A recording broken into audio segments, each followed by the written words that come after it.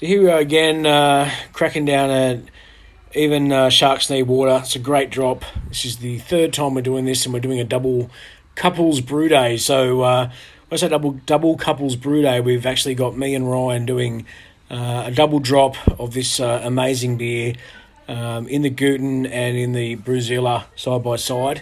We've got a 50 litre Guten and the standard Brewzilla next to it. So we're going to do a double drop and we'll see how we go. So awesome grain bill, high amount of oats. This is a cracking drop, probably the best beer I've made. This is the first steps of us getting right to the top of Ryan's Brewzilla. I don't think we could take any more of this. This is about just under a 7% beer. We weren't going to get any more, and Ryan brought over his esky as well to have a big crack at it. It's an igloo from Costco, and he's got one of my 9.5 little kegs in here that fits perfect. So if you're looking to have a little takeaway, I was about to run out with this from the front door, but it's a great little takeaway esky, and it's good if you're going to take beer somewhere. So we've filled up his, we're ready to rock. We filled up mine, and we're now in the mash stage, which we've pulled over some of the water, which we're warming up to sparge with shortly from the kegel, which I got off Ryan not long ago.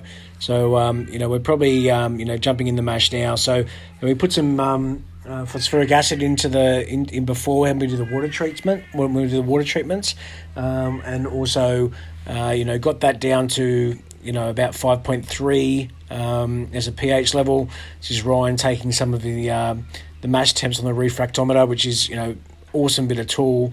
Definitely get one of these if you're trying to get your gravity readings right throughout the process. So this is getting up to the end of the mash now. Pulling this out, which is great, and now pulling into the boil. So the brew day went pretty well. We're doing this side by side in these two bits of kit.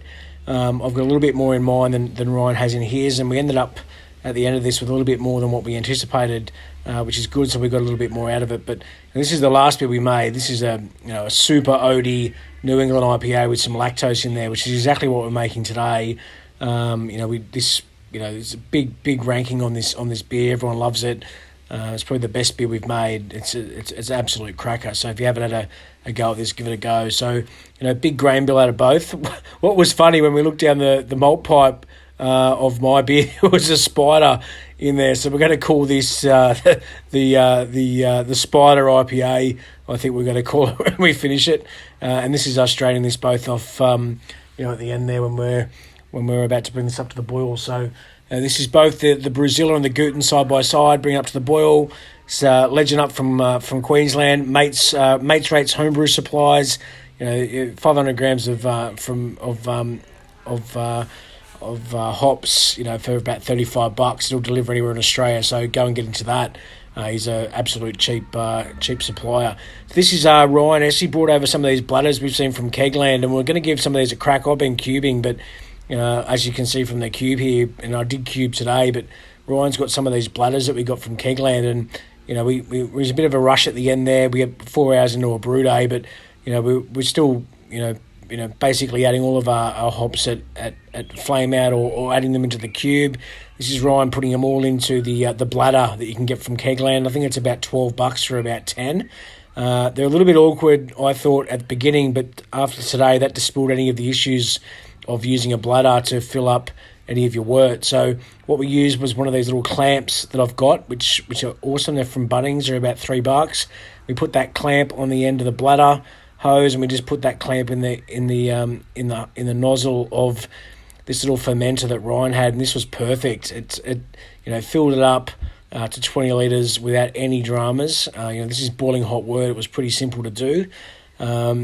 And this is getting up to the top now, but this is undoing that from the bladder with that silicone hose straight out of the kettle. It was no issue. Pulling that out now. I thought this was going to be harder than what it was, but it was pretty simple. Putting the lid on this now after it was done and just capping that off. So Ryan pulled up that about 20 litres in the bladder. Way easier than what we anticipated. Definitely I'll probably purchase some of these. They're really easy way to put your wort into it and just come back the next day and drop this in the fermenter. But you just basically put that in that little small fermenter and taking that home, and there's that little clamp we got from Bunnings which fitted into that little handle pretty well to do that transfer. So should be able to grab some of those from Kegland pretty easy, and that's Ryan capping that off. So after he's done that, he had a bit left in his kettle, so we just transferred the rest of from the Brewzilla straight into the Guten. There was probably a couple of litres when we transferred and gave it a tilt and moved it over. We thought we were going to get three out of this, but we were playing with the numbers. We only got 2.5, but that's still pretty good. It wasn't too bad. This is me now transferring from the Guten after we've done the bit of a steep in the hop spider of the hops directly into the cube. Just doing a bit of a cleanup now and getting everything ready. But after we filled up the cube, we still had 10 litres to go. As the cube's filled up, put the cube up on the side just to sanitize everything, which is awesome. The cube was completely full, which is what we wanted, and we still got another 10 litres into this little into this, you could call it a goon bag. We got it in the goon bag, which was awesome. So it was nice and easy to get that sorted, and we're just capping that goon bag off now, which we'll put in the fermenter. The fermenter's 35 litres. I reckon I'll probably get 30 in there, and we'll be able to ferment this out, which is pretty good. And funny enough, at the end of the brew day next door, I said, "Do you want to have this little stand?" And I said, "Yep, 100%." So we've got a little bar table now in the garage, which my wife absolutely loves. And there's a couple of us having a few beers after it. So great little brew day. It was awesome.